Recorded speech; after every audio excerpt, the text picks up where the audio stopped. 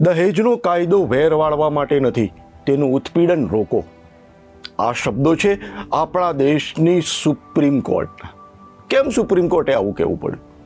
કારણ કે તેલંગાણાનો એક કેસ સુપ્રીમ કોર્ટમાં પહોંચ્યો, જેમાં જે ફરિયાદી હતો તેણે પોતાની સામે જે પત્નીએ ફરિયાદ નોંધાવી હતી તેને રદ કરવાની માંગ કરી હતી. સમગ્ર સુનાવણી દરમિયાન કોર્ટને લાગ્યું કે આ જે પીડિત વ્યક્તિ છે એની પત્નીએ ખોટો કેસ દાખલ કર્યો છે, અને એટલા માટે જ સુપ્રીમ કોર્ટે આવું કહેવું પડ્યું. આપણા દેશમાં છેલ્લા ઘણા સમયથી આપણે જોઈ રહ્યા છીએ કે ઉત્પીડનના કેસોમાં જે રીતે સતત વધારો થઈ રહ્યો છે, ત્યાં પણ ક્યાંક ને ક્યાંક ખોટું હોય તેવું લાગી રહ્યું છે. અમે એવું નથી કહેતા, અને સુપ્રીમ કોર્ટે પણ એવું કહ્યું કે મહિલાઓ પર અત્યાચાર થાય છે, મહિલાઓ પર ક્રૂરતા થાય છે, અને મહિલાઓએ ફરિયાદ કરવી જોઈએ.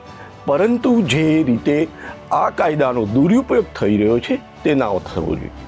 આવો જ એક ચોંકાવનારો કિસ્સો જ્યારે ગઈકાલે સુપ્રીમ કોર્ટે આ ચુકાદો આપ્યો ત્યારે બેંગ્લોરમાંથી બહાર આવ્યો.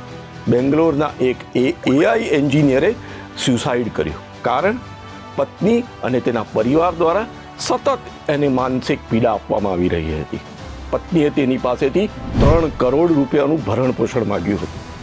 આ પ્રકારના બનાવો દેશમાં સતત વધી રહ્યા છે. એક અંદાજ મુજબ લગભગ દેશમાં 18 જેટલી મહિલાઓ રોજ ઉત્પીડનની ફરિયાદ કરે છે, અને ત્યારે જ સુપ્રીમ કોર્ટે આવું કહેવું પડ્યું. હું છું વિપુલ પંડ્યા, બેનિફિટ ન્યૂઝ.